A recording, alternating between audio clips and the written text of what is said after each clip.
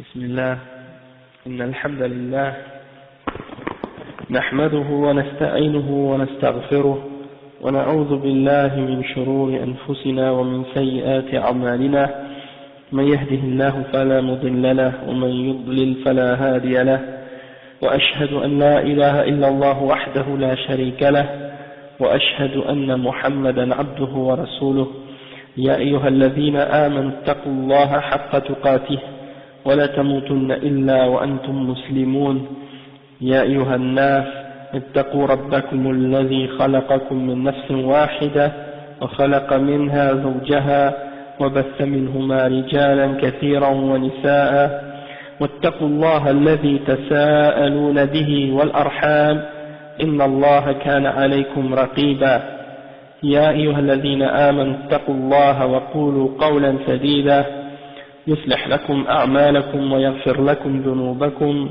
ومن يطع الله ورسوله فقد فاز فوزا عظيما وإن خير الكلام كلام الله وخير الهدي هدي محمد صلى الله عليه وسلم وإن شر الأمور محدثاتها وكل محدثة بدعة وكل بدعة ضلالة وكل ضلالة في النار أما بعد. Donc, alhamdulillah, Rabbil Alamin, aujourd'hui c'est le cours numéro 1. La semaine passée on a terminé Al-Usul al-Sitta et donc aujourd'hui on commence un nouveau livre. C'est un livre qui s'appelle Al-Naqdu Manhajun Shar'i.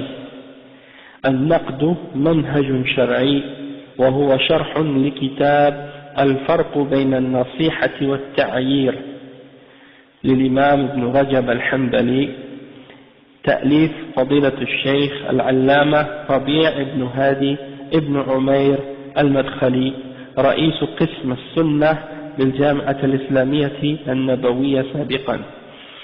Donc c'est ça, c'est le livre, si on traduit le titre en français, ça donne en fait l'explication que la critique, le fait de critiquer les personnes ou les livres, les individus ou les livres ou les cassettes ou des trucs de ce genre, ceux qui parlent de l'islam, eh bien ça fait partie de l'islam. C'est un manhaj, une méthode qui fait partie de la charia, ça fait partie de la religion, et c'est donc quelque chose de très important dans notre religion, dans l'islam. Et ce petit livre-là qu'on lit maintenant aujourd'hui, c'est une explication du livre de l'imam Ibn Rajab al-Hanbali, qui s'appelle Al-Farq bayna al-Nasihati wa al-Ta'yir. Ça veut dire la différence entre la nasiha, c'est-à-dire de donner le bon conseil, et al-Ta'yir, c'est-à-dire d'insulter ou de parler mal des gens, de parler en mal. Ibn Rajab al-Hanbali. Ok. Donc le cheikh qui a écrit ce livre, Al-Naqdu Manhajun Shar'i, c'est le cheikh Cheikh Rabi' ibn Hadi al-Madkhali, et c'est un des shuyukh, des grands ulama. Il vient du sud de l'Arabie Saoudite, et al-Madkhali, c'est une tribu qui est très connue en Arabie Saoudite. Il y a plusieurs shuyukh et ulama actuellement en Arabie Saoudite qui ont ce nom-là, comme le cheikh Mohammed ibn Hadi al-Madkhali, qui est professeur à la faculté de hadith à Médine, le cheikh Zayd, qui est lui aussi un des grands shuyukh maintenant, Zayd al-Madkhali, et alhamdulillah, donc cheikh Rabi' c'est un des grands ulama actuellement de notre ummah, et il a écrit plusieurs livres, et il a écrit des livres sur plusieurs sujets, mais en particulier il a écrit beaucoup de réputations contre les gens de bid'ah, disons que c'est sa spécialité. Masha'Allah, il a fait un grand service pour la Ummah en faisant revivre cet aspect de la science islamique qu'on appelle al-Jarh wa al-Ta'dil, c'est-à-dire al-Jarh wa al-Ta'dil, c'est une science islamique qui existe depuis des siècles, depuis l'époque des Salaf Salih, qui est utilisé pour nettoyer tout ce qui a rapport avec l'islam et la science de l'islam. par rapport aux narrateurs, par rapport aux innovateurs, par rapport aux gens qui parlent de la religion.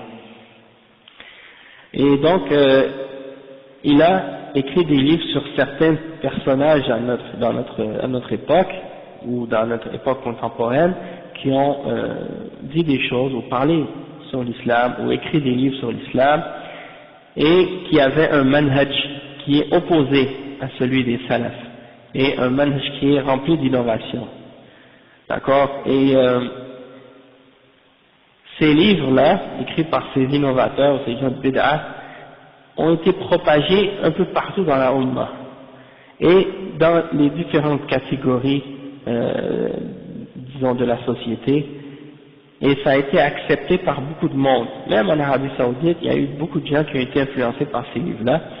Puis, il y a beaucoup de gens qui ont été trompés par ces livres-là, parce que on a présenté à ces musulmans-là qui sont parmi les musulmans qui sont sur la voie des salafs à la base, hein, en particulier en Arabie Saoudite, qui sont sur le bon manhaj et la da'wa salafiyya qui a été enseignée par le cheikh Mohammed ibn Abdul Wahhab. Toutefois, donc comme je dis, on a propagé ces livres en Arabie Saoudite et ailleurs, puis ils ont été acceptés par une catégorie des musulmans qui sont à la base considérés comme étant des salafis et comme étant sur la voie des salaf salih, mais on leur a présenté en leur disant que c'était des gens qui étaient corrects et qui étaient sur une bonne voie, et bien entendu, c'était pas vrai, hein, on parle en particulier des gens des Ikhwan al-Muslimin et de Sayyid Qutb en particulier, Zilal al-Qur'an. Il y a eu une grosse propagande puis publicité en faveur de ces livres. Donc, c'est arrivé à un point tel que beaucoup de gens, parmi les gens qui se disent faisant partie de Ahl Sunnah wal Jama'a et disant qu'ils suivent la voie des salaf salih, il y en a qui commençaient à accepter ce personnage-là comme étant une bonne référence pour avoir une connaissance de l'islam. Donc le cheikh, qu'est-ce qu'il a fait? Il est retourné dans les livres de ce personnage-là, de Sayyid Qutb, il les a étudiés, analysés comme il faut, et il a extrait de ses livres et de ses écrits des paroles, des idées qui sont en opposition avec les fondements de Ahl Sunnah wal Jama'a. Et qu'est-ce qu'il a fait? Il a donc présenté ça aux ulama. Il leur a montré, il leur a dit voici ce qu'un tel et un tel a dit dans tel livre, à telle page, de telle édition, etc., etc. Puis il a donné ça aux ulama avec une critique. Les ulama l'ont lu, comme par exemple Cheikh Ibn Baz, Cheikh Al-Fawzan, et d'autres parmi les ulama aussi, les grands ulama, ils les ont relus ces livres-là que le Cheikh Rabi' a écrit, et puis les ulama ont constaté que c'était effectivement vrai que ce personnage-là avait des erreurs graves dans ses fondements, et donc il fallait avertir contre ce personnage-là. Donc, alhamdulillah, les livres du cheikh ont commencé à sortir, et puis il y a beaucoup de gens par exemple qui ont été dérangés par ça, de voir que quelqu'un commençait à faire sortir les erreurs de Sayyid Qutb et de certains autres parmi les Ikhwan al-Muslimin. Ça commençait à déranger parce que ces gens-là parmi les Ikhwan et les Qutbiyin et les Sururiyin et tous les autres groupes qui suivent cette tendance avaient eu le temps de s'infiltrer et de s'intégrer dans plusieurs parties du monde musulman et dans même certaines institutions dans la société, et donc ils avaient déjà une certaine influence puis un certain pouvoir, parfois même pour disons éloigner les gens de certaines personnes par exemple. Donc ils ont commencé à faire une publicité et une campagne de salissage contre le Cheikh Rabi' et contre les shuyukh salafiyin, qui commençaient à montrer et exposer les problèmes et les erreurs de certains auteurs contemporains. Alors ils ont commencé leur propagande de salissage, et pour essayer de salir la réputation des shuyukh comme Cheikh Rabi' et les autres ulama. Donc Mais alhamdulillah, la vérité elle est claire. Et lorsque quelqu'un il ne parle pas selon ses désirs et ses passions, mais il parle selon les preuves du Coran et de la Sunna, et qu'il explique aux gens la voie des salaf salih, et qu'il amène les erreurs des gens de bid'a en montrant les preuves avec le livre et la page, sans ajouter et sans enlever, tel quel, et qu'ils sont en train de dire aux gens, voici ce qu'un tel a dit. Et ça c'est en contradiction avec ce que Allah a dit dans le Coran, et voici c'est en contradiction avec ce que le prophète sallallahu alayhi wa sallam a dit dans la Sunna, et c'est en contradiction avec l'ijma' des salaf salih. Alors quand on présente ça de cette façon-là, eh bien personne ne peut amener aucun argument pour essayer de répondre, parce que c'est la vérité. Toutefois, ils ont d'autres ruses et d'autres moyens, c'est en inventant des mensonges contre la personne, et en éloignant les gens contre lui, en l'avertissant les gens contre lui, sans aucune référence et sans aucune preuve. Donc ils ont commencé à inventer toutes sortes d'affaires. Mais alhamdulillah, jusqu'à maintenant, tous les ulama, les grands ulama comme Cheikh Al-Albani, Cheikh Ibn Uthaymin, Cheikh Ibn Baz, Cheikh Al-Fawzan et Al-Luhaydan, et tous les grands imams, les grands shuyukh et les grands ulama actuellement, ils n'ont dit du Cheikh Rabi' que du bien. Et ils ont au contraire incité les gens à lire ses livres, à écouter ses cassettes et à profiter de sa science. Et donc, alhamdulillah rabbil alamin, toutes les attaques qu'ils ont essayé de faire contre le cheikh, eh bien se sont toutes retournées contre eux. Et de plus en plus, alhamdulillah, les gens réalisent et voient que ceux qui attaquent le cheikh Rabi' et le critiquent, ce sont des gens qui suivent leur passion, ou bien ce sont des ignorants, et ce sont des gens qui donc n'ont pas aucune base, aucune référence, et alhamdulillah, comme j'ai dit, la vérité a été clarifiée à ce sujet-là. Donc aujourd'hui on va lire, oui.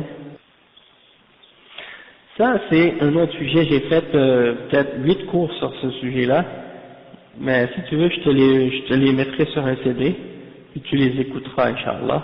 Comme ça tu vas vraiment savoir c'est quoi l'histoire des Ikhwan, c'est qui son fondateur, c'est un soufi, etc. Puis tu vas savoir c'est quoi les erreurs qu'il a, les innovations qu'il a faites.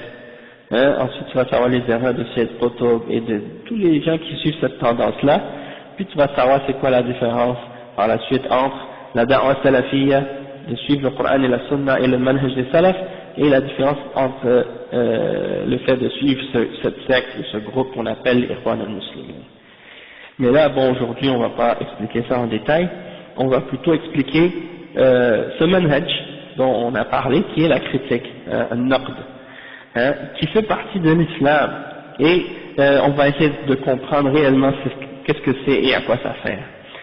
Puis que peut-être, alhamdulillah, des gens vont écouter ça avec un peu de sincérité, et ils vont, même s'ils ont des réticences ou ils ont une opposition au cheikh, mais peut-être que, alhamdulillah, après avoir écouté ces explications-là que le cheikh Rabi' nous a données, peut-être qu'eux-mêmes ils vont se remettre en question et ils vont commencer à réaliser que, peut-être qu'ils ont mal jugé le cheikh.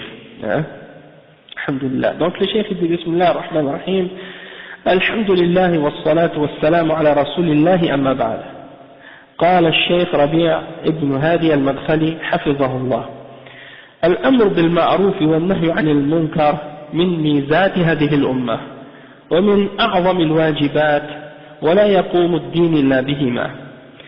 البيان بيان الحق للناس وعدم كتمانه أمر عظيم وفيه وعد عظيم بالجزاء لمن يبين ويبلغ الناس العلم ويبلغ دين الله تبارك وتعالى، ووعيد عظيم على من يكتم دين الله. قال تعالى: إن الذين يكتمون ما أنزلنا من البينات والهدى من بعد ما بيناه للناس في الكتاب أولئك يلعنهم الله ويلعنهم اللاعنون.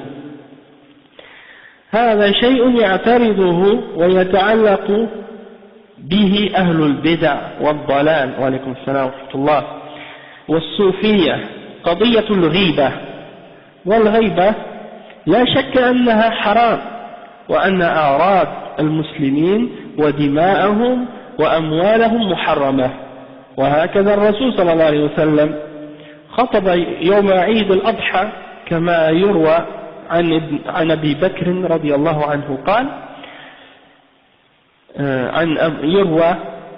كما يروي أبو بكر رضي الله عنه فقال أي يوم هذا؟ قالوا الله ورسوله أعلم. سكتنا. قال أليس يوم الأضحى؟ قالوا بلى يا رسول الله. قال وأي شهر هذا؟ قلنا الله ورسوله أعلم. فسكتنا حتى ظننا أنه سيسميه بغير اسمه. فقال أليس الشهر الحرام؟ فقلنا بلى يا رسول الله.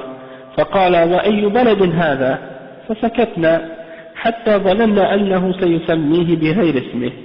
فقال أليست البلدة، يعني البلد الحرام المعروف المشهور، فعرفوا أنها البلد الحرام. فقالوا بلى يا رسول الله. قال إن الله حرم عليكم دماءكم وأموالكم وأعراضكم كحرمة يومكم هذا في شهركم هذا وفي بلدكم هذا. هذا حديث أخرجه البخاري ومسلم وابن ماجه وأحمد والدارمي. ثم يقول والله يقول يا أيها الذين آمنوا اجتنبوا كثيرا من الظن إن بعض الظن إثم ولا تجسسوا ولا يغتب بعضكم بعضا أيحب أحدكم أن يأكل لحم أخيه ميتا فكرهتموه.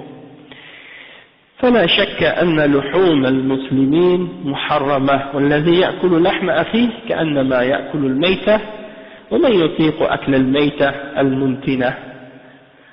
Donc on va expliquer maintenant cette partie du livre. Donc alhamdulillah, parce que on vit dans une période, dans une époque où la plupart des gens ignorent la religion islamique et la réalité de cette religion. Okay? Et les innovations et l'ignorance sont répandues. C'est donc important de bien comprendre le sujet de ce livre aujourd'hui, Inch'Allah, et de savoir ce que ça signifie. Le cheikh il dit que la louange appartient à Allah subhanahu wa ta'ala, et il dit que, en premier, le cheikh Rabi' il dit que d'ordonner le bien et d'interdire le mal, c'est une des caractéristiques qui distingue cette ummah. Et c'est une des plus grandes obligations de la religion. Et la religion ne peut pas s'établir, elle ne peut pas se tenir, excepté sans ces deux choses-là. L'ordonnance du bien et l'interdiction du mal. D'accord? Ensuite, il dit que de clarifier la vérité pour les gens, c'est une grande chose. Et Allah subhanahu wa ta'ala a promis à celui qui clarifie la vérité pour les gens la plus grande récompense. Celui qui transmet aux gens la science et qui diffuse la connaissance et qui ne la cache pas, Allah subhanahu wa ta'ala lui a promis une grande récompense et il a menacé d'une menace incroyable celui qui essaie de cacher la religion d'Allah subhanahu wa ta'ala. Allah subhanahu wa ta'ala il dit dans Surat al-Baqarah, le verset 159, ceux qui cachent ce que nous avons fait descendre des signes, des évidences claires et de la guidance, après qu'on l'ait clarifié pour les gens dans le livre, ceux-là, Allah subhanahu wa ta'ala les maudit, et en fait tous les créatures les maudissent. Donc ils se font maudire par Allah subhanahu wa ta'ala et par tous ceux qui maudissent. Donc ça c'est la menace contre celui qui cache la science, qui cache la connaissance. Et à notre époque, il y en a des gens qui sont maîtres dans cette chose-là, de cacher aux gens la réalité de l'islam et de mentir aux gens. Il y a des gens aujourd'hui qui mentent au sujet de l'islam, volontairement, et qui pensent qu'en faisant ça, ils font du bien pour l'islam. Et ils enseignent aux musulmans et aux non-musulmans des choses contraires à la réalité par rapport à l'islam. Donc, le cheikh il dit, cette chose-là, c'est quelque chose qui a rapport, ou que, disons que c'est quelque chose qui s'accroche ou qui se rapporte aux gens de bid'a en particulier, et aux gens d'égarement, et aux gens parmi les soufis, tous des gens qui font partie des groupes et des gens de bid'a, en particulier les soufis. Quand tu commences à critiquer certaines personnes qui parlent de l'islam, hein, wa alaykum salam, parce que actuellement dans le monde musulman, surtout par exemple à la télévision, dans les pays musulmans et dans les pays non musulmans, il y a des gens qui sont connus maintenant, soit qu'ils sont des bons conférenciers, soit ils sont des bons orateurs, soit ce sont des imams de mosquées, hein, qui font des khutbahs dans les mosquées, ou ce sont des gens qui donnent des cours de religion à la télévision ou à la radio, différents moyens. Et parmi eux, il y en a qui ne font pas partie des gens de Ahl Sunnah wal Jama'a, ils suivent différentes catégories de bid'a, ok, et ces bid'a-là sont contraires au Coran et à la Sunna, et en contradiction aussi avec l'ijma' des salaf salih. Alors, ils parlent et ils parlent et ils parlent et ils disent des choses à propos d'Allah et à propos du messager qui sont contraires à la vérité. Quand tu commences à expliquer aux gens que ces gens-là sont dans l'erreur et qu'ils font des choses qui sont contraires à l'islam ou qu'ils disent des choses qui sont contraires à l'islam, les gens commencent certaines personnes vont te répondre, ils vont dire « Ya akhi, ça c'est haram, taqillah, t'as pas le droit de faire de la médisance, t'as pas le droit de parler dans le dos des gens, t'as pas le droit de parler contre les ulama. » Peut-être même ils vont dire par exemple que la chair des savants est empoisonnée, hein, l'hum ulama masmouma, c'est-à-dire leur chair elle est empoisonnée, parce que quand tu parles dans le dos de quelqu'un, c'est comme si tu manges ta chair alors qu'il est mort, comme Allah il dit dans le verset. Donc il te sort ces menaces, hein, et ces choses qui parlent de ce sujet-là, de parler dans le dos, de faire al-ghayba, ou de faire al-namima, ou de faire, comme ils disent, de la médisance. Et ils essaient de dire, oh non, moi je fais pas de médisance et j'écoute pas la médisance, hein, comme si ils veulent montrer que ils ont la crainte d'Allah subhanahu wa ta'ala de tomber dans ce genre de péché-là, et que n'écoutant pas ces critiques, même si ce sont des critiques faites avec les règles de l'islam, ils essaient de montrer que eux ils veulent s'en écarter. Et ça en particulier on voit ça chez les soufis, parce que c'est toujours eux en particulier qui ont commencé avec ça, hein. Ils disent que ça c'est le ghayba, mais le cheikh il dit mais il n'y a pas de doute que le ghayba c'est haram. On est tous d'accord que le ghayba, parler dans le dos de quelqu'un et dire à propos de quelqu'un dans son dos ce qu'il n'aime pas, hein, même si c'est vrai, c'est haram, ça fait partie de le ghayba. On n'a pas le droit de le faire, hein. Et l'honneur des musulmans et leur sang et leur bien, c'est aussi haram, et c'est sacré, on n'a pas le droit d'y toucher, hein. Et celui qui fait ça c'est un criminel, un pécheur, quelqu'un qui fait une kabira parmi les kaba'ir, al-dhunub. Donc c'est très grave et c'est très dangereux, il n'y a pas de doute là-dessus, hein. Comme le prophète sallallahu alayhi wa sallam, il a fait un khutbah le jour de Eid al-Adha, hein, dans Hajj al-Wada', quand il a fait le khutbah d'adieu, et il a dit aux sahaba, quel jour sommes-nous? Et les sahaba ont dit, Allah et son messager savent mieux. Et ils se sont tus. Alors le prophète sallallahu alayhi wa sallam a dit, n'est-ce pas qu'aujourd'hui c'est le jour de Al-Adha? Alors les sahaba ont dit, certes au messager d'Allah. Alors ils ont dit, et dans quel mois sommes-nous? Alors ils ont dit, Allah et son messager savent mieux. Alors ils se sont tus par la suite, jusqu'à ce que ils ont cru que le prophète sallallahu alayhi wa sallam allait le nommer par un autre nom que son nom. Alors le prophète sallallahu alayhi wa sallam a dit, n'est-ce pas que nous sommes dans le mois sacré, Shahr al-Haram, Dhul Hijjah? Ils ont dit certes au messager d'Allah. Alors il a dit, et dans quel endroit, dans quelle ville sommes-nous? Alors ils se sont tus, jusqu'à ce qu'ils croyaient qu'il allait nommer l'endroit par un autre que son nom. Alors il dit, n'est-ce pas que c'est la ville, c'est-à-dire Mecca, hein, la ville sacrée, la ville sainte, qui est bien connue? Alors ils ont dit certes au messager d'Allah, c'est la ville sacrée, Al-Haram.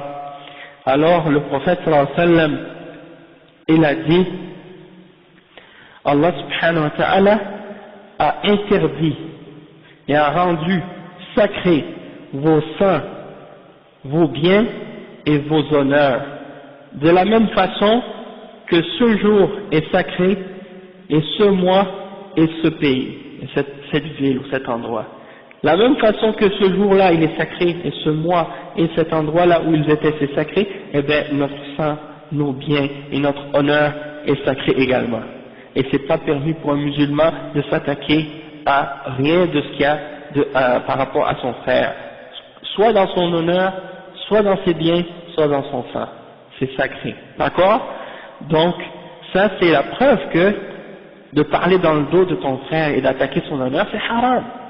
Il n'y a pas de doute là-dessus. Et ça c'est rapporté par Al-Bukhari, Muslim, Ibn Majah, Ahmad et Ad-Darimi. C'est un hadith sahih.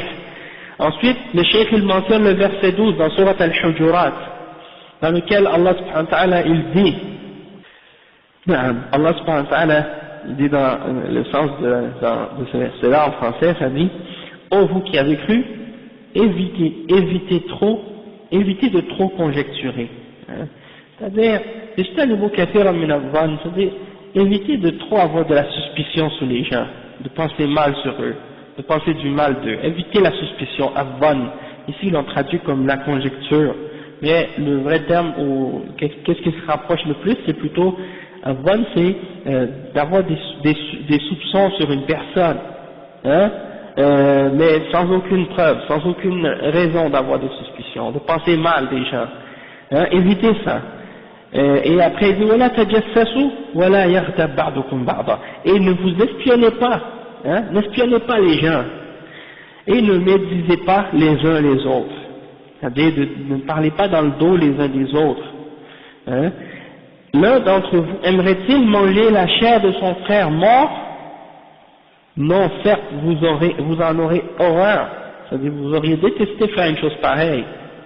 Alors craignez Allah, car Allah certes est le grand accueilleur de repentance et le très miséricordieux. Donc, Al-Hujurat, hein, Al-Hujurat, le verset 12.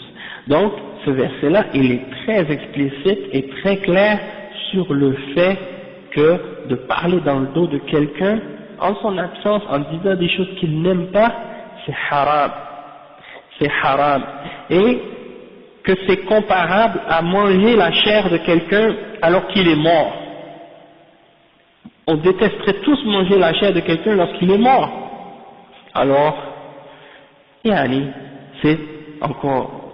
donc c'est de cette façon-là qu'on devrait détester de parler dans le dos des gens en leur absence et de mentionner du mal. Donc le cheikh il dit, il n'y a pas de doute que la chair des musulmans et de parler dans leur dos c'est haram. Hein? Et qui aimerait manger de la chair morte? Hein? Qui est capable de supporter de manger de la chair morte qui commence à sentir mauvais, hein?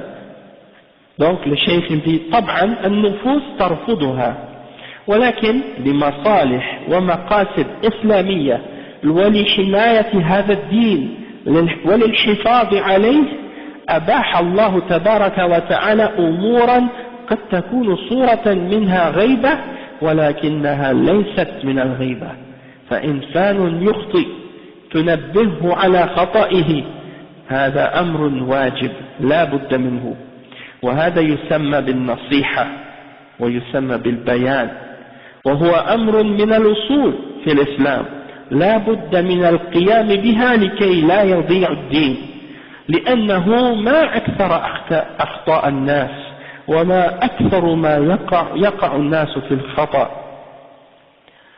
وما أكثر ما يقع الناس في الضلال يقودهم الهوى والعياذ بالله حتى بعض الصالحين يقوده هواه أحيانا يغلب عليه الهوى فيقع في الخطأ والقول على الله بغير علم. Donc le cheikh il dit tout le monde déteste hein, cette idée et refuse cette idée de vouloir manger de la chair morte. Hein, ça c'est évident, et ça fait partie de la fitra de détester cette chose-là. Toutefois, si c'est fait dans un but et dans un intérêt islamique de protéger la religion et de la préserver, alors Allah subhanahu wa ta'ala dans ce cas-là, il a permis certaines choses qui ont peut-être l'apparence de la médisance, qui ont peut-être l'apparence que tu es en train de parler dans le dos de quelqu'un, alors qu'en réalité, elles n'ont rien à voir avec la médisance, elles n'ont rien à voir avec al-riba. Et ça c'est en particulier les gens, parmi les gens de bid'ah, ils utilisent la naïveté et l'ignorance des gens pour leur faire croire que de telles choses sont de la médisance.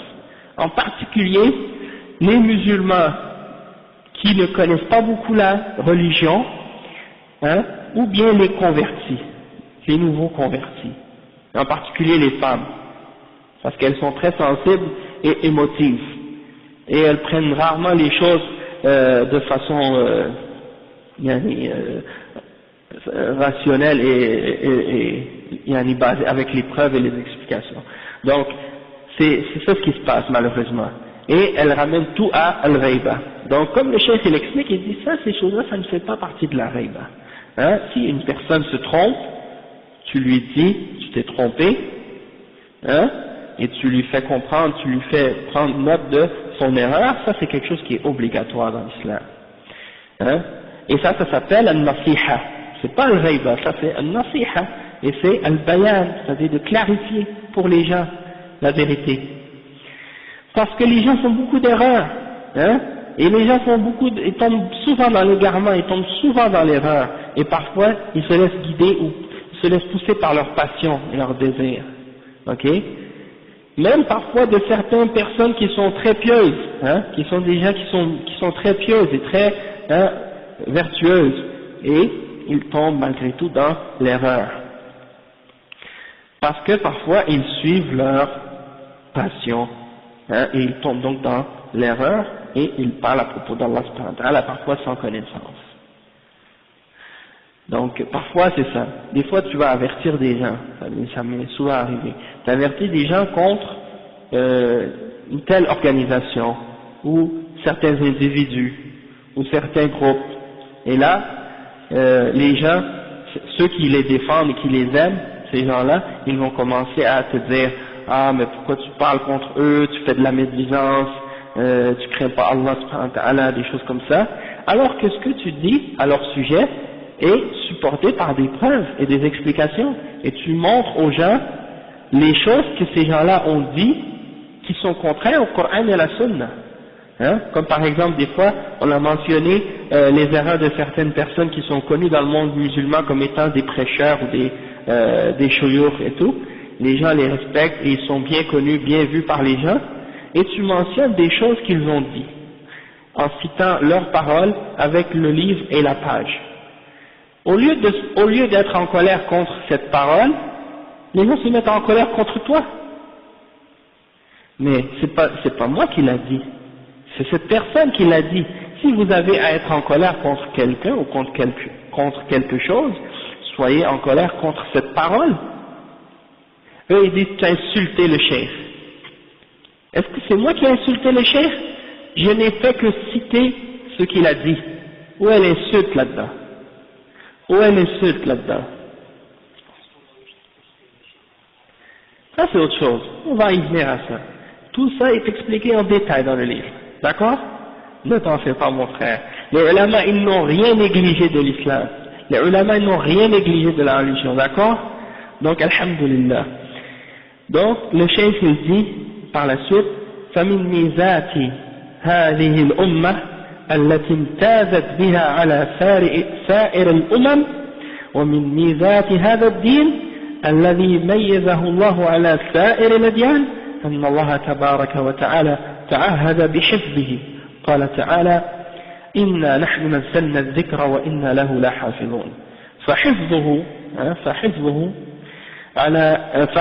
الله على أيدي هذه الأمة التي مدحها وقال فيها كنتم خير أمة أخرجت للناس تأمرون بالمعروف وتنهون عن المنكر وتؤمنون بالله. فمن الأمر بالمعروف والنهي عن المنكر نقد الأخطاء وبيانها وتوضيحها للناس، هذا من الأمر بالمعروف والنهي عن المنكر وتثبيت الناس على دين الله، ونفي لتحريف الجاهلين وانتحال المبطلين عن هذا الدين. فأعراض الناس محرمة، ولكن هل هي محرمة مطلقا؟ يعني من ضل ومن أخطأ ومن زنى ومن قتل سلمت دماؤكم وأموالكم وأعراضكم، فالذي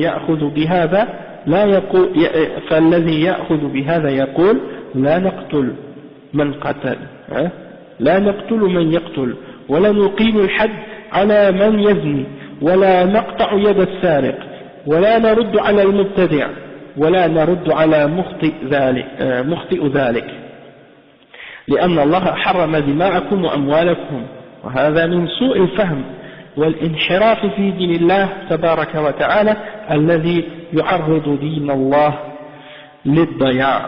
Donc le cheikh il dit, parmi les choses qui distinguent cette ummah, c'est que Allah subhanahu wa ta'ala, il a, disons, préservé, il l'a gardé et il l'a préservé, et il a promis qu'il allait la préserver.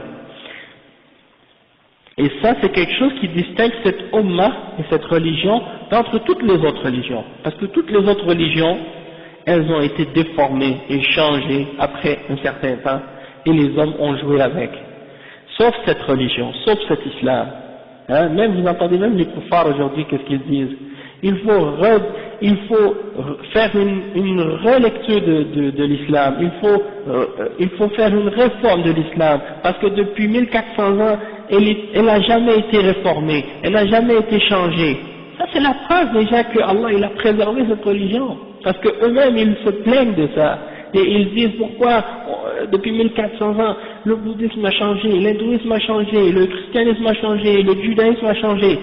Mais c'est seulement l'islam qui ne veut pas changer. Donc, ils disent, les kuffars, ils parlent, quand les kuffars, ils parlent aux autres kuffars, et ils disent, nous devons aider les musulmans à aller dans le sens de la réforme, nous devons les aider à prendre cette voie.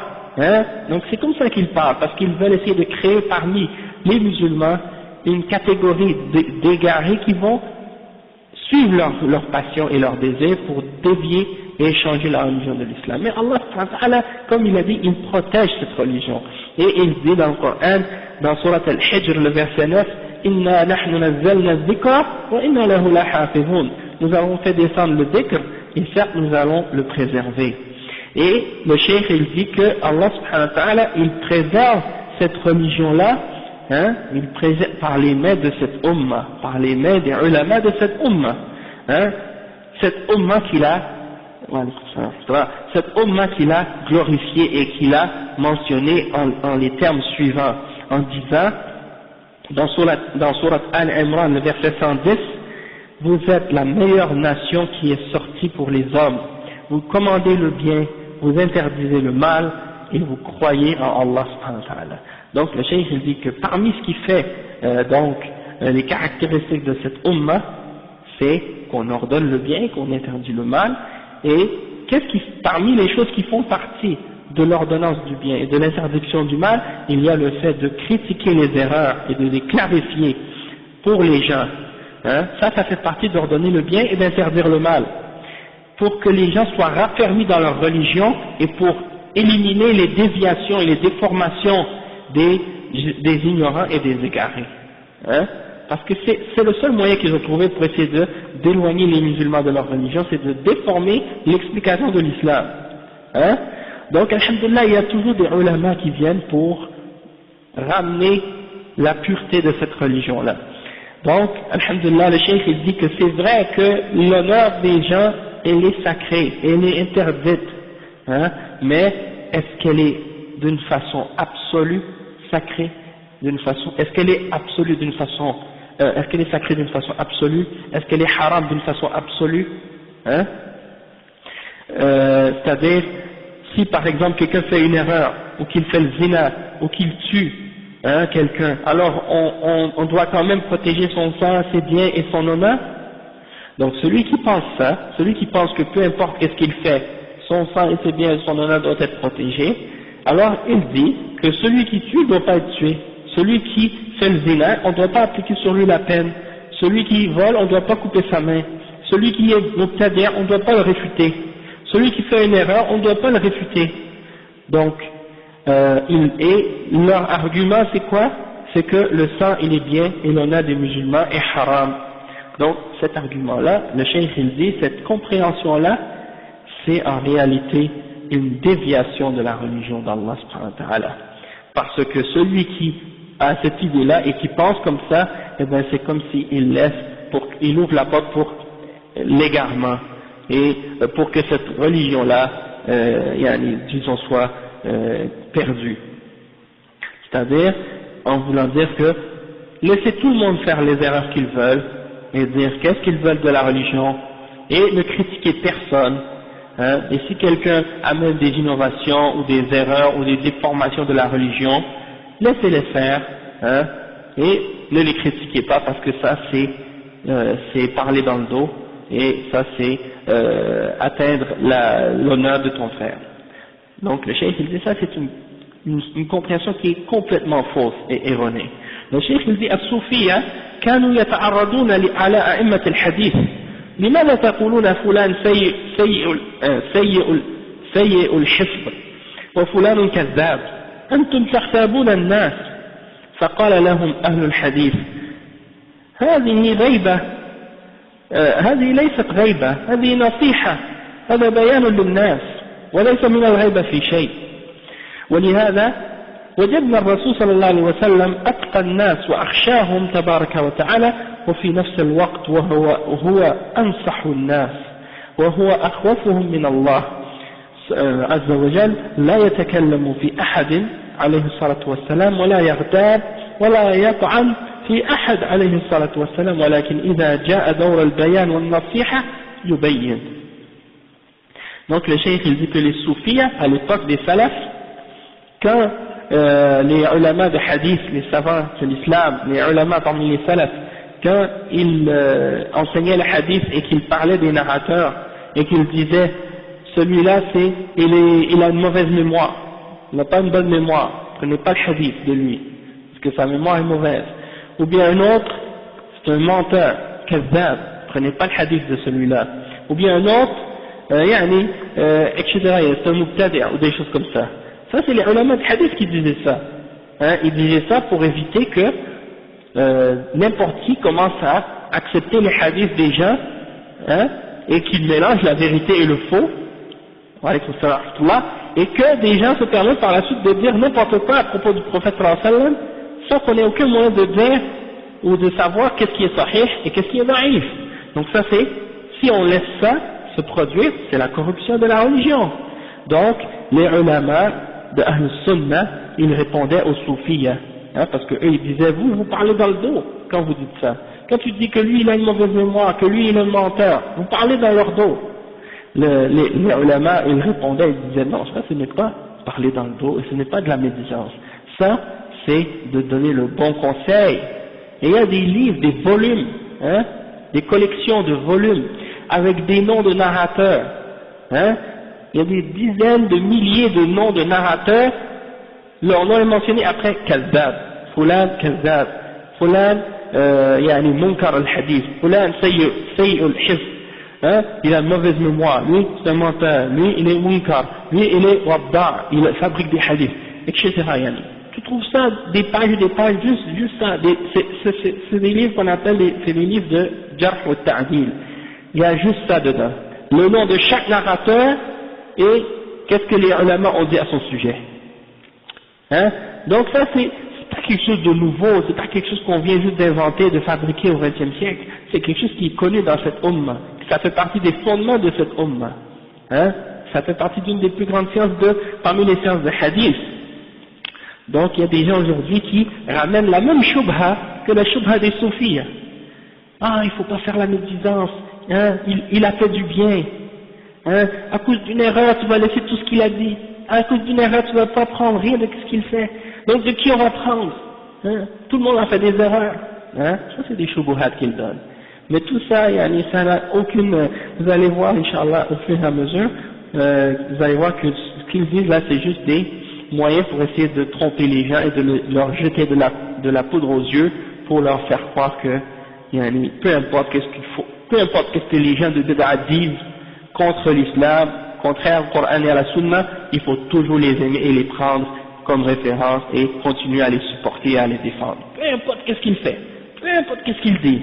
Tant qu'il dit da'wah, tant qu'il dit islam, tant qu'il dit la ilaha illallah, peu importe qu'est-ce qu'il fait comme bêtise, comme contradiction à la charia, il faut prendre qu'est-ce qu'il dit, faut l'aimer et le supporter. Et donc, ils ouvrent la porte à n'importe quel hérétique d'entrer et commencer à semer la confusion et la corruption parmi les musulmans, au nom de l'islam. Hein? Allah al-Musta'an.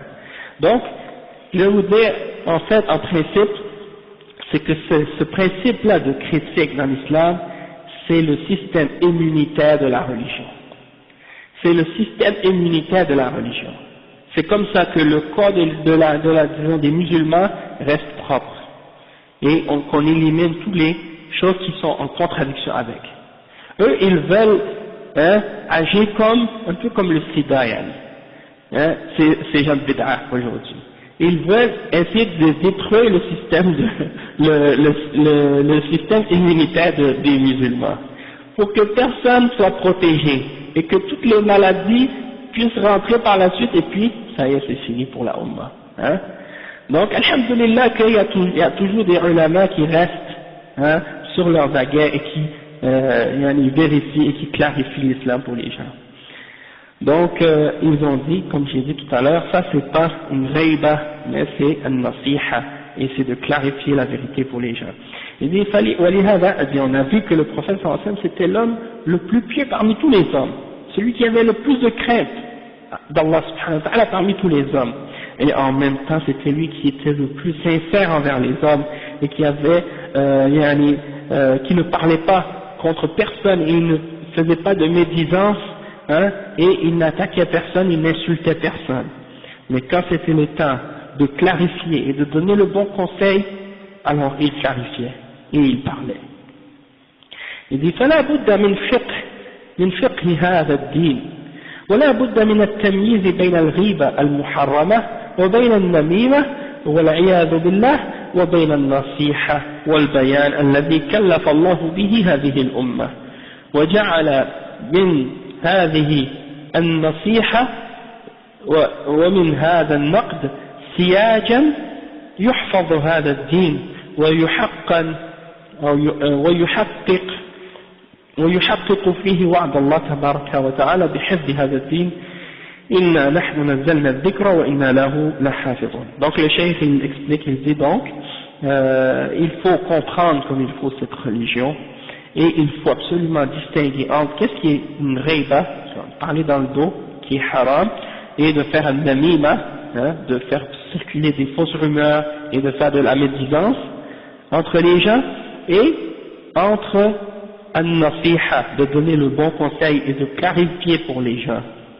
Et ça, Allah il nous a chargé de faire ça, il a chargé cette ummah de faire ça, et il a fait que de faire an-nasiha et de critiquer les gens qui méritent d'être critiqués. Ça c'est comme une clôture contre l'égarement par lequel on peut, disons, accomplir la promesse d'Allah subhanahu wa ta'ala de la protection de cette religion-là et de la préservation de cette religion. Comme Allah dit encore une fois dans Surat Al-Hijr, le verset 9, nous avons fait descendre ce dhikr et certes nous allons le protéger. فالله هيأ الفقهاء لاستنباط القواعد لهذا الدين وتربط الاستنباط من أخذ وتربط الاستنباط من أخذ الأحكام من النصوص ووضعوا أصول الفقه هذه القواعد التي نعرف بها الناسخ من المنسوخ ونعرف بها المطلق من المقيد ونعرف سائر هذه الأصول التي يربط لنا الاستنباط والتفقه في الدين في دين الله تبارك وتعالى وبمعرفة الناسخ من المنسوخ وهو أبواب كثيرة. وفيها أدلة كثيرة دلت على الناسخ والمنسوخ، وفيها نصوص مطلقة جاءت نصوص تقيدها، وفيه نصوص عامة جاءت نصوص أخرى تخصصها. فوضع هذا العلم أو وضع هذا العلم الإمام الشافعي وتلاه أئمة الإسلام رحمهم الله، وما أحد أنكر هذا العلم ولله الحمد، لأنه من ضرورات هذا الدين، مأخوذ من لغة العرب ومن القرآن والسنة نفسها. فأصول الفقه قائمة على الكتاب والسنة وعلى اللغة. Donc le cheikh il explique maintenant, comme par exemple qu'il y a des sciences qui ont été établies par les ulama de l'islam pour protéger cette religion-là, comme par exemple usul al-fiqh. Ça c'est une des sciences, hein. Le premier qui a écrit dans ce sujet-là ou dans ce domaine-là parmi les ulama de l'islam, c'est l'imam al-Shafi'i rahimahullah. Il a écrit un livre qui s'appelle Ar-Risala, et ce livre-là il explique les fondements du fiqh islamique. Ok? Et ça nous explique quoi? Ça nous explique comment extraire des textes les règles pour arriver à un jugement dans la charia, pour savoir qu'est-ce qui est halal, pour savoir qu'est-ce qui est wajib, pour savoir qu'est-ce qui est makruh, pour savoir qu'est-ce qui est mustahab ou mubah, etc. Hein? Donc ça c'est en se basant sur des principes et des règles, comme par exemple al-nasikh wal-mansukh. Il y a des textes qui sont abrogés par d'autres. Ok? Qu'est-ce qui abroge et qu'est-ce qui est abrogé? Il y a des règles qui déterminent ça. Hein? Aussi, de connaître qu'est-ce qui est mutlaq et qu'est-ce qui est muqayyad. C'est-à-dire qu'est-ce qui est absolu, des textes qui sont absolus et d'autres qui sont muqayyad, c'est-à-dire elles sont limitées dans leur sens. D'autres qui sont plus absolues, générales. Hein? Et donc il y a al-am wal-khas wa al-mutlaq wal-muqayyad. Donc tout ça c'est des règles qui ont été expliquées et définies pour arriver à avoir une bonne compréhension du Coran et de la Sunna et de la religion en général.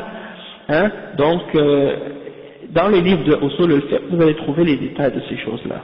Et tout ça, il n'y a personne dans l'islam, il n'y a personne parmi les ulama qui est venu pour dire par exemple non ça c'est pas bon cette science-là, ou que ça c'est pas correct. Hein?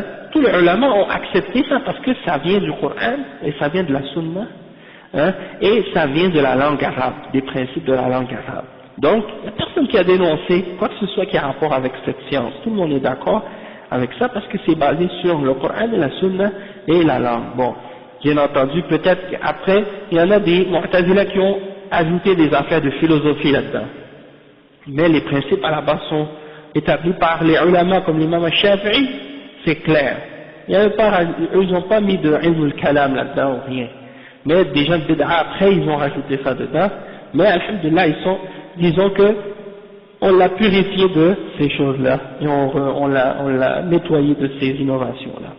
Après le cheikh dit وكذلك من الأمور التي حفظ الله بها هذا الدين ما وضع أئمة الدين من قواعد لمعرفة الصحيح من السقيم ومعرفة المجروحين من الرواة المزكين والمؤدلين، وهذه قواعد طبقت فعلا مثل قولهم فلان ثقة، فلان كذاب، فلان سيء الحفظ، فلان كذا وكذا، فصنفوا الناس وكتبوا الرواة وطبقوا عليهم هذه القواعد.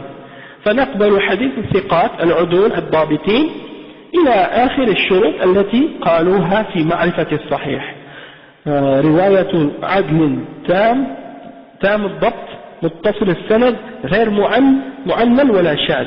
هذه قاعدة عظيمة خرج بها الكذابون والمبتدعون الضالون، وإن كان هناك يوجد مبتدعون تقبل روايتهم عند الحاجة، وخرج بها فاحش الغلط وسيء الحفظ والمراسيل والمنقطعات وما شاكل ذلك مما بينه علماء هذا الفن في معرفة الصحيح من الضعيف والتمييز بينهما من الأحاديث ومن الرواة. Donc le cheikh dit de la même façon que parmi les choses que Allah subhanahu wa ta'ala disons parmi les choses qui ont aidé à préserver cette religion, hein, que Allah subhanahu wa ta'ala a préservé cette religion, parmi les choses qu'il a fait en sorte que ce soit des facteurs de préservation de cette religion pour la Ummah, il y a cette science que les imams de la religion ont établie. Et ce sont des règles et des principes pour connaître ou pour distinguer entre les hadiths qui sont authentiques et les hadiths qui sont faibles ou qui ont des faiblesses dedans. Et pour connaître les narrateurs qui sont disons critiqués et qui ont des erreurs, qui ont des blâmes, des choses qui sont pas correctes. Et aussi pour connaître les narrateurs qui sont fiables, qui sont honnêtes et qui sont bons et de qui on peut prendre leur science.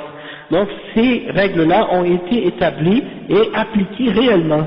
Et c'est pour ça que lorsqu'on retourne dans ces livres-là, comme j'ai dit tout à l'heure, on retrouve par exemple des exemples comme un tel, le nom de la personne, puis après il marque par exemple Hada Thiqa, lui il est fiable. Un autre, il est Kazzab, c'est-à-dire c'est un menteur. L'autre, il a une mauvaise mémoire, etc., etc. Donc les ulama, ils ont écrit ces livres-là et ils ont écrit le nom des narrateurs et ils ont appliqué sur eux ces règles et ces principes. Et donc les gens qui sont fiables, et qui sont honnêtes et qui ont une bonne mémoire, etc., on accepte leur hadith selon ces règles-là, parce qu'il y a d'autres conditions également, parce qu'il y a des conditions que les ulama ont expliquées. Il faut que la personne soit adl, adl tam, tam al-dabt, adl, tam al-dabt, متصل السند غير معلم ولا شاذ.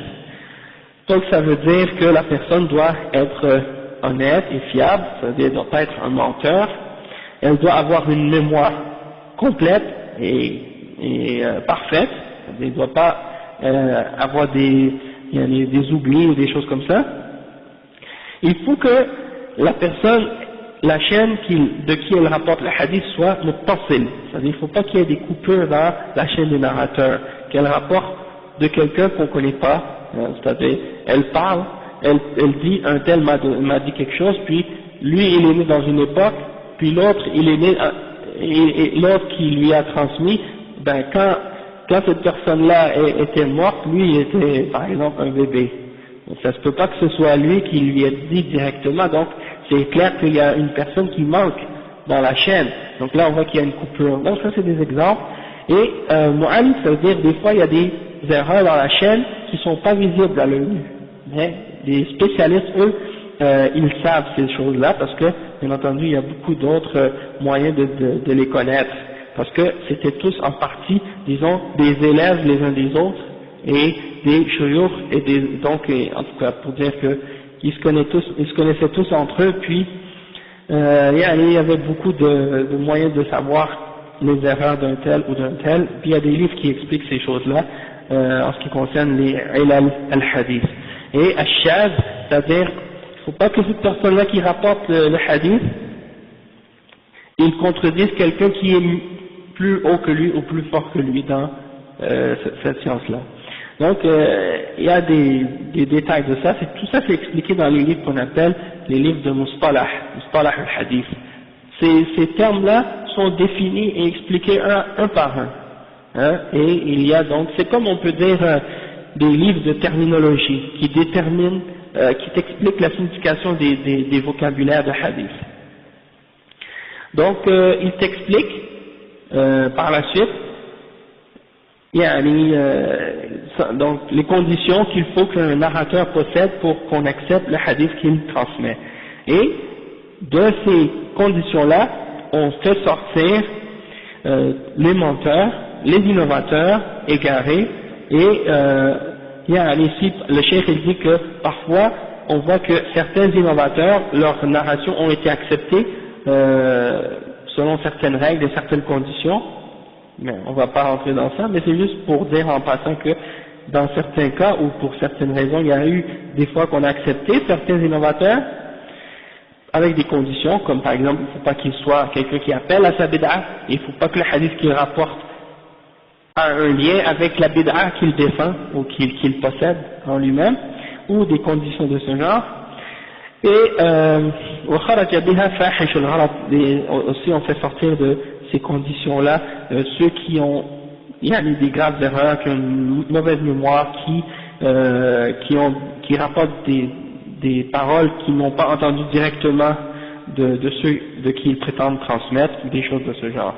Donc il y a beaucoup de conditions et beaucoup de règles pour distinguer entre qu'est-ce qui est authentique et qu'est-ce qui est faible, et pour distinguer entre les deux.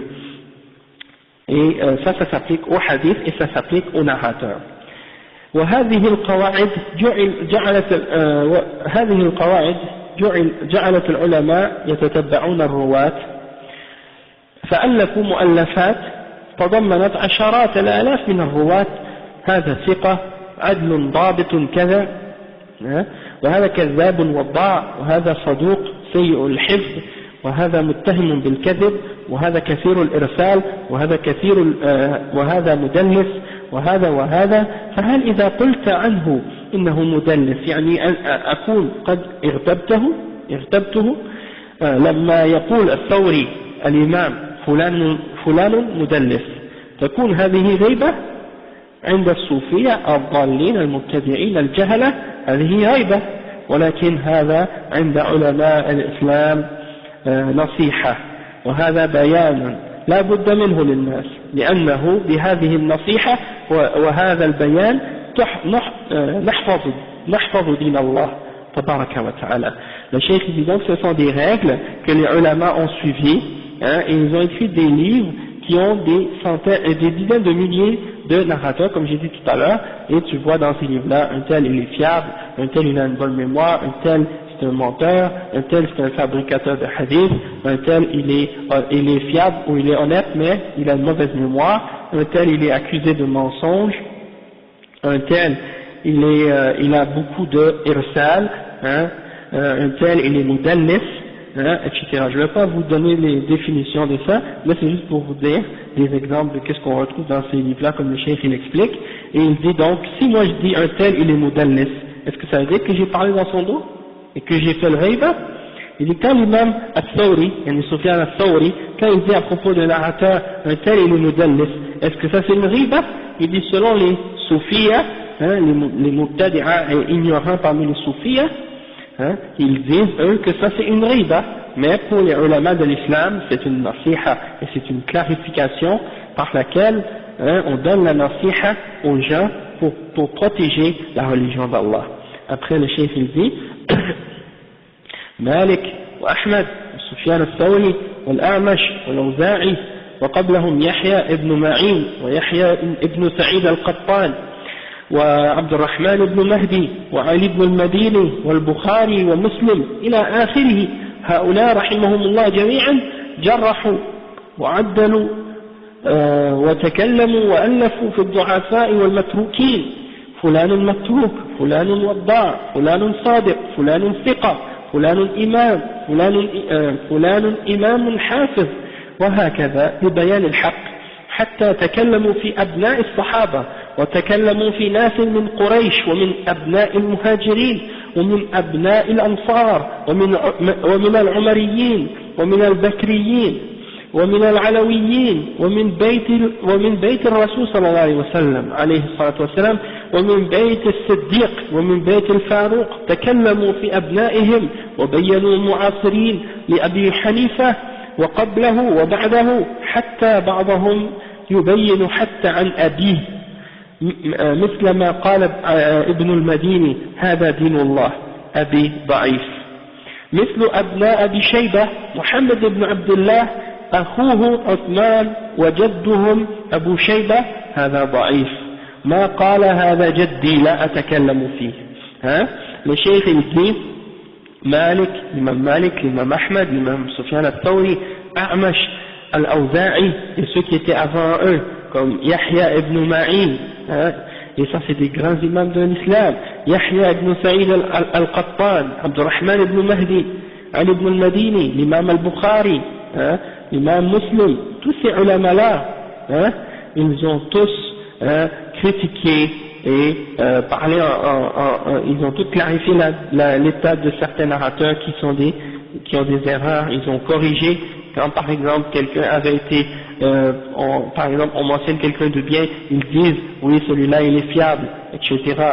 hein, et ils parlent et ils clarifient et ils écrivent des livres sur les du'afa. Il y a des livres que vous allez trouver qui parlent du hadith, le titre c'est Ad-Du'afa, hein.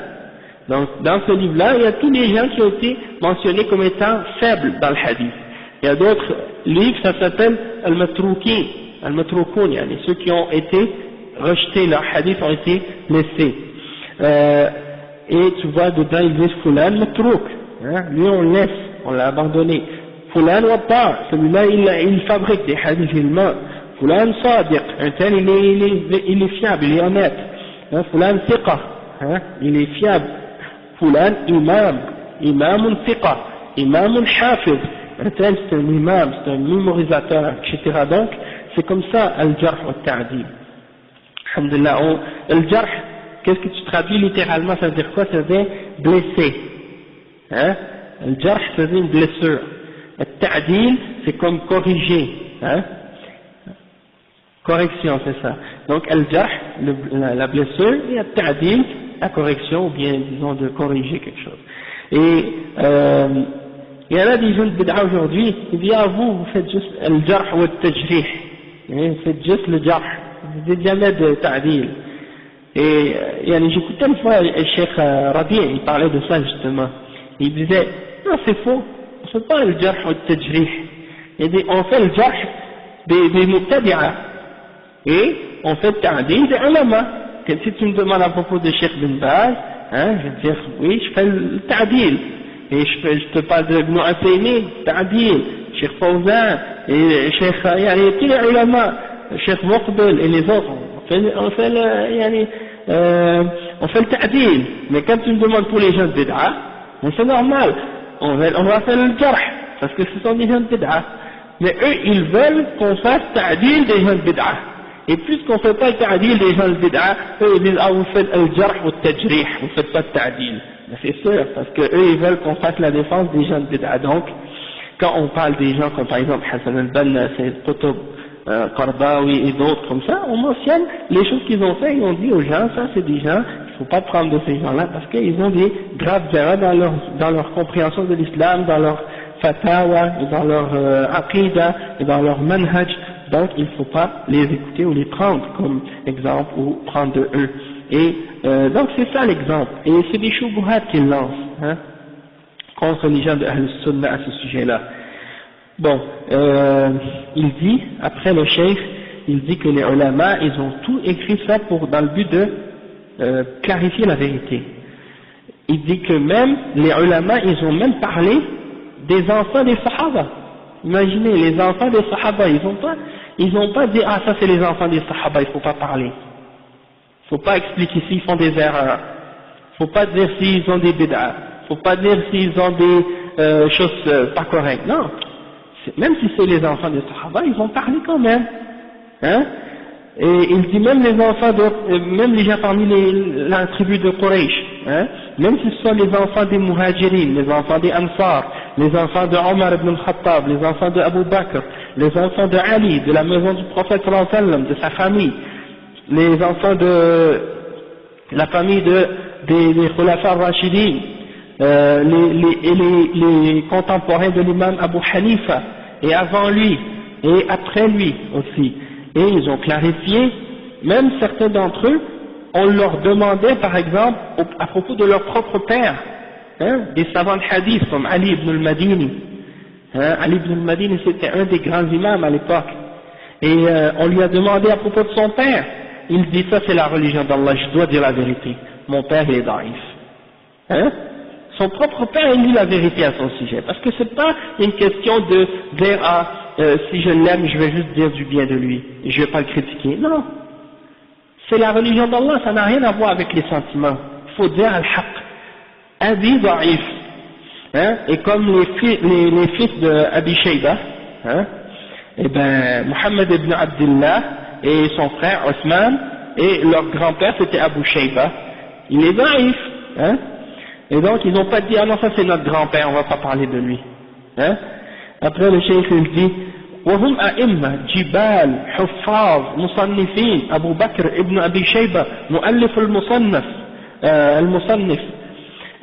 والمسند وله مؤلفات يكفيه المصنف فهل غضب لما قيل عن جده إنه ضعيف وراح يكافح وينافح عنه؟ لا، حتى لو غضب فلن يعبأ به الناس وسيسمع له فيسكت. فلو عارض وقال لماذا تتكلمون في جدي؟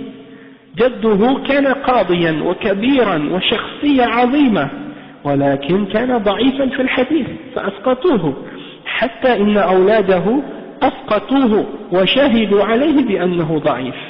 Donc qu'est-ce qu'il dit le cheikh? Il dit ce sont des imams, des montagnes, des mémorisateurs qui ont écrit dans l'islam des livres de hadith, comme l'imam Abu Bakr ibn Abi Shayba, c'est un des imams parmi les imams de hadith. Il a écrit Al-Musannaf et Al-Musnad, il a beaucoup de livres, et Al-Musannaf c'est un de ses livres les plus importants.